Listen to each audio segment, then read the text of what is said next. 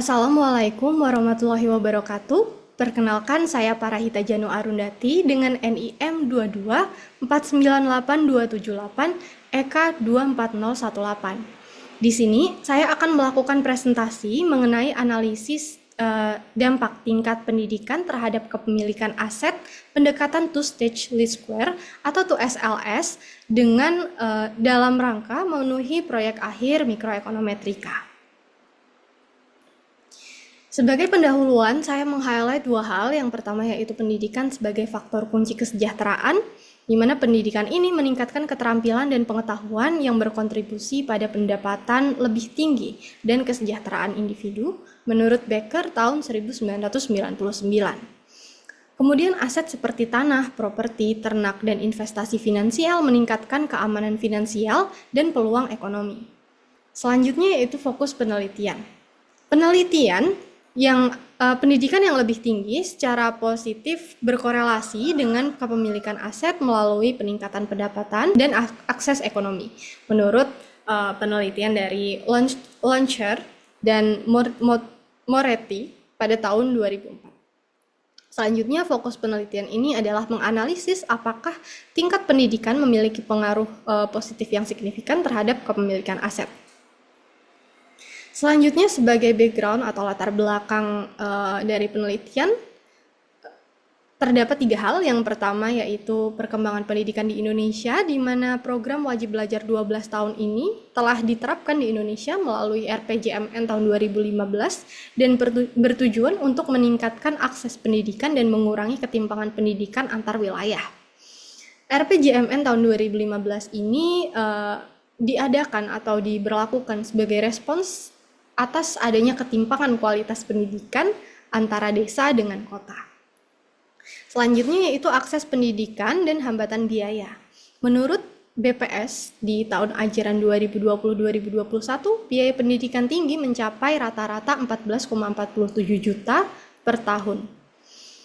Keluarga dengan pendidikan rendah cenderung sulit mengakses pendidikan tinggi dan mempengaruhi kemampuan individu untuk memperoleh aset. Selanjutnya yaitu tuntutan adanya kebutuhan penelitian. Di Indonesia sendiri, kajian mengenai hubungan antara tingkat pendidikan dengan kepemilikan aset masih sangat-sangat kecil atau masih sangat-sangat jarang. Sehingga penelitian ini dilakukan. Dan penelitian ini bertujuan untuk membuktikan korelasi positif antara pendidikan dengan kepemilikan aset. Penelitian ini dilakukan dengan mempertimbangkan berbagai penelitian terdahulu. Seperti yang pertama yaitu penelitian yang dilakukan oleh Diawarabe pada tahun 2012 yang berjudul Schooling and Asset Ownership. Penelitian ini menjelaskan hubungan antara tingkat pendidikan dan kepemilikan aset pada individu dan rumah tangga dengan menggunakan metode pendekatan ekonometrika untuk mengukur hubungan antara pendidikan dan kepemilikan aset fisik seperti rumah, tanah, dan kendaraan. Kemudian penelitian ini juga menggunakan analisis regresi multivariat dan digunakan untuk mengevaluasi dampak pendidikan setelah mengendalikan variabel pendapatan dan demografi. Kemudian didapatkan hasil bahwa pendidikan yang lebih tinggi ternyata berkontribusi pada akumulasi aset melalui peningkatan pendapatan dan akses ke peluang investasi yang lebih baik. Selain itu, investasi dalam pendidikan ternyata memiliki efek jangka panjang terhadap stabilitas ekonomi rumah tangga. Selanjutnya, penelitian yang dilakukan oleh Mikalos AC pada tahun 2017 yang berjudul Education, Happiness, and Wellbeing.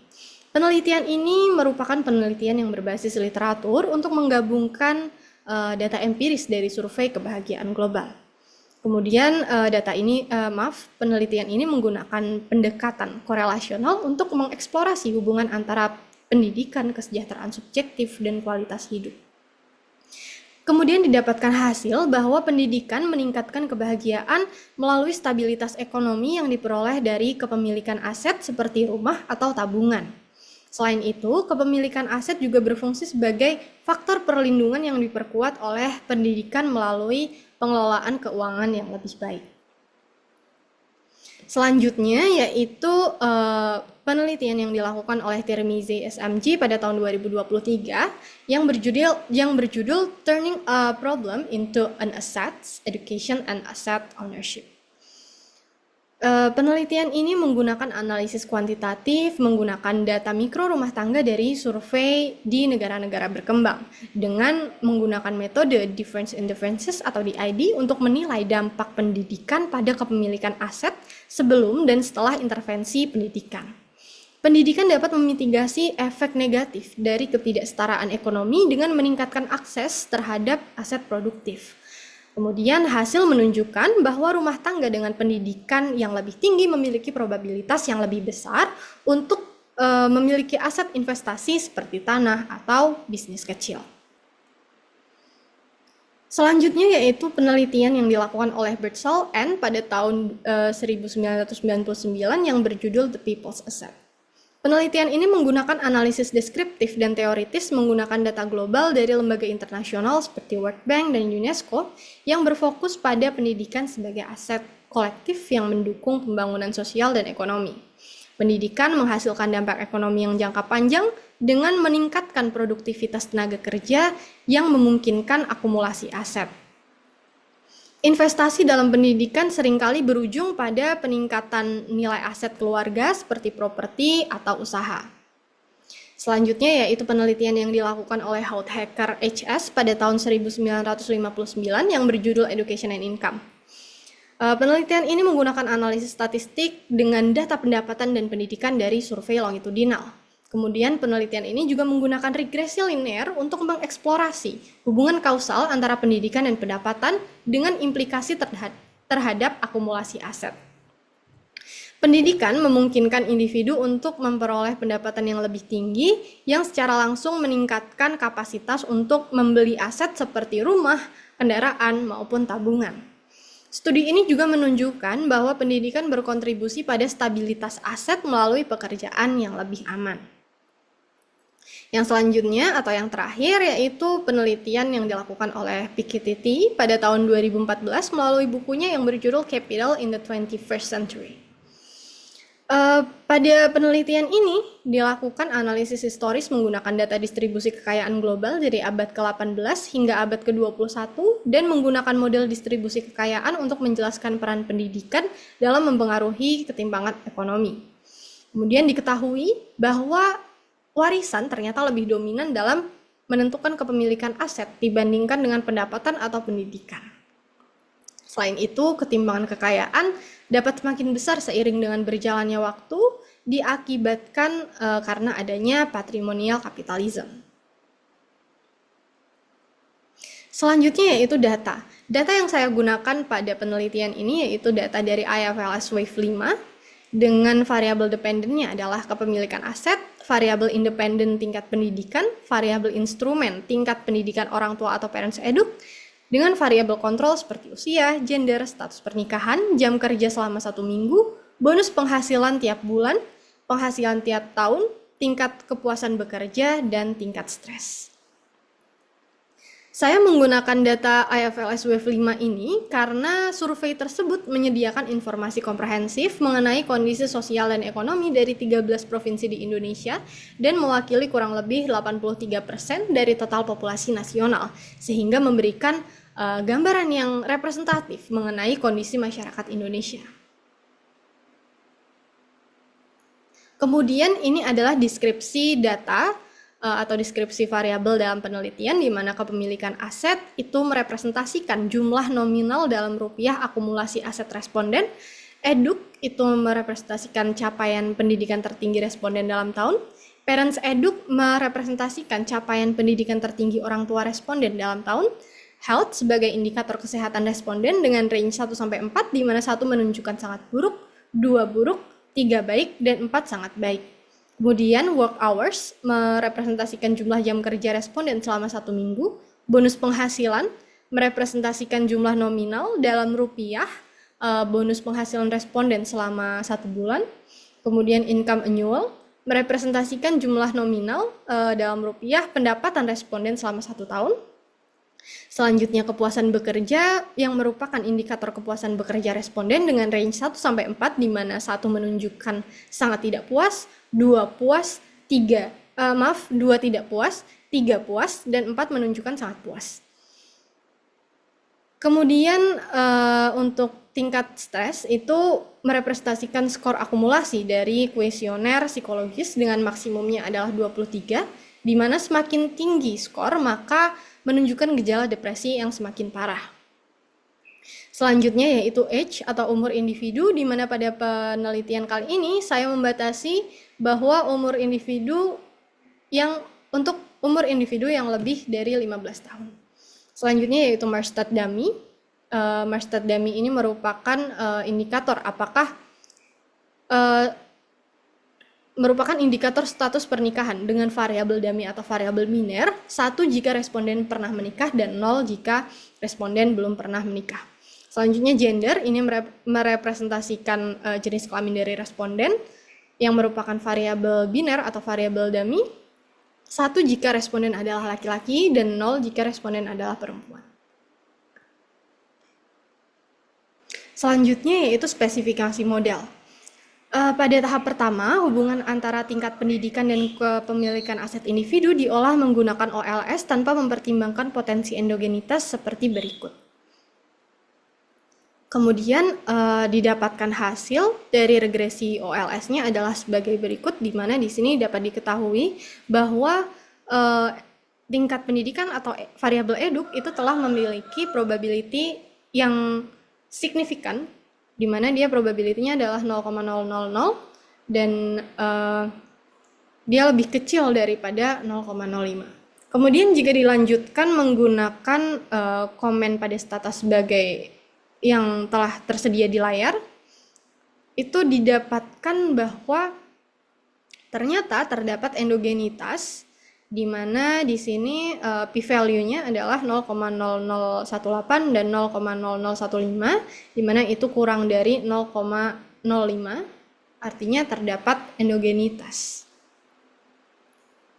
Selain itu terdapat juga bukti teoritis adanya asumsi endogenitas. Yang pertama disebabkan karena omitted variable bias, di mana hubungan antara variabel eduk dan kepemilikan aset ini dapat dipengaruhi oleh berbagai faktor yang tidak terobservasi seperti latar belakang keluarga atau preferensi individu terhadap tabungan dan investasi. Menurut penelitian Deininger-Kay dan Olintopi pada tahun 2001. Sehingga ini dapat menyebabkan bias dalam estimasi. Selanjutnya adalah reverse causality, di mana variabel kepemilikan aset ini mencakup juga aset individu seperti tanah, rumah maupun usaha kecil dan memungkinkan adanya peningkatan pada pendapatan. Peningkatan pada pendapatan ini kemudian dapat mendorong individu untuk melanjutkan pendidikan, sehingga hal ini menciptakan potensi hubungan dua arah antara pendidikan dan kepemilikan aset. Selanjutnya yaitu measurement error.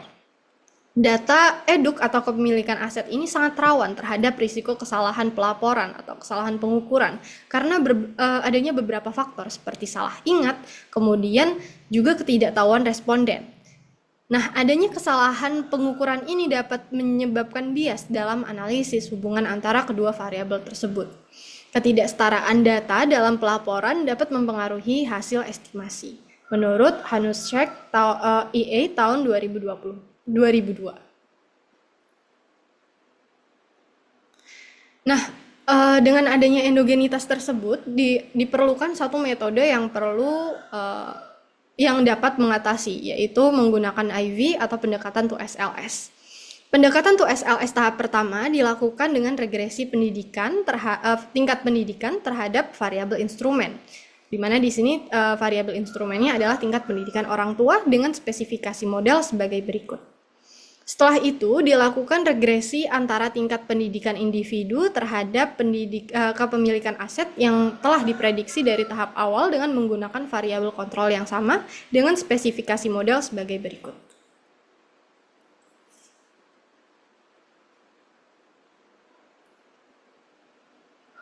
Nah, kemudian didapatkan hasil bahwa di sini telah tersaji deskriptif statistik dari variabel penelitiannya, di mana di sini ternyata kepemilikan aset itu menunjukkan variasi yang sangat banyak, di mana dia minimumnya adalah individu memiliki memiliki aset sebesar Rp0 dengan maksimal 1,74 miliar, dengan rata-rata sekitar 53,8 juta rupiah. Kemudian untuk variabel eduk sendiri atau tingkat pendidikan individu itu rata-rata sekitar 10,93 tahun atau sekitar setara dengan pendidikan pada tingkat SMA. Sementara pada Parents Edu itu hanya sekitar 2,93 tahun atau setara dengan pendidikan SD. Nah, dari sini dapat diketahui bahwa seiring berjalannya waktu terdapat peningkatan tingkat pendidikan dari orang tua ke responden. Selanjutnya di sini dapat diketahui bahwa untuk hasil instrumental variable to SLS, probability chi-square-nya adalah 0,000, di mana artinya model telah signifikan secara statistik. Kemudian selanjutnya yaitu pada variabel eduk atau tingkat pendidikan, probability-nya adalah 0,000 dan koefisiennya positif, di mana ini sejalan dengan penelitian terdahulu, yang mana variabel eduk ini signifikan secara statistik terhadap variabel kepemilikan aset dengan koefisien yang positif. Artinya semakin tinggi pendidikan, maka akan berdampak pada semakin tinggi aset yang dimiliki. Selanjutnya pada first stage regression summary statistic, di sini diketahui bahwa adjusted R-square dan F-statistic menunjukkan nilai yang tinggi. Artinya variabel instrumen atau parents eduk ini memiliki korelasi yang kuat terhadap variabel independen atau variabel eduk. Selanjutnya untuk under identification test, kemudian weak identification test menggunakan Hansen-G statistic. Di sini diketahui bahwa nilai Craig-Donald-Wald F statistic itu lebih besar, jauh lebih besar daripada 10% maximal IV size. Nah, artinya variabel instrumen atau variabel parents eduk yang digunakan dalam model ini itu cukup kuat dalam menjelaskan variasi pada variabel endogen. Sehingga dapat disimpulkan bahwa pendidikan itu memiliki pengaruh positif yang signifikan terhadap kepemilikan aset di Indonesia, di mana ini sama atau sejalan dengan penelitian selanjutnya. Penelitian sebelumnya. Kemudian setiap peningkatan tingkat pendidikan berhubungan dengan peningkatan kepemilikan aset yang signifikan. Kemudian metode 2SLS digunakan untuk mengatasi masalah endogenitas dengan variabel pendidikan orang tua atau parents eduk sebagai tingkat instrumen itu terbukti valid dan kuat. Nah, model 2SLS ini memberikan estimasi yang lebih akurat jika dibandingkan dengan model OLS. Selanjutnya, diketahui bahwa model ini hanya menjelaskan sekitar 31,57% dari variasi dalam kepemilikan aset. Namun, meskipun hanya sebesar 31,57%, setidaknya penelitian ini telah berhasil membuktikan bahwa ternyata memang benar dalam kasus Indonesia menggunakan data IFLS Wave 5, tingkat pendidikan ini berpengaruh sangat-sangat signifikan terhadap tingkat kepemilikan aset individu. Kemudian dengan adanya pernyataan bahwa hanya 31,57% variasi yang dapat dari kepemilikan aset yang dapat dijelaskan dari penelitian ini, maka ada faktor lain seperti warisan dan akses terhadap kredit yang berpotensi untuk memengaruhi kepemilikan individu, di mana kedua faktor ini tidak termasuk dalam batasan penelitian yang saya lakukan. Selanjutnya yaitu rekomendasi untuk penelitian selanjutnya. Penelitian selanjutnya dapat menambahkan variabel lain seperti warisan, akses ke pasar keuangan maupun faktor sosial ekonomi lainnya.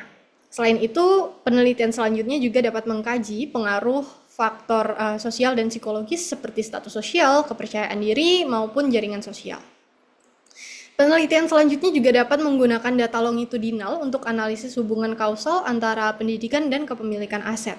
Kemudian juga dapat untuk memahami interaksi antara pendidikan, faktor sosial, dan ekonomi dalam meningkatkan kesejahteraan individu. Sekian laporan dari presentasi dari penelitian yang saya lakukan. Kurang dan lebihnya mohon maaf. Wassalamualaikum warahmatullahi wabarakatuh.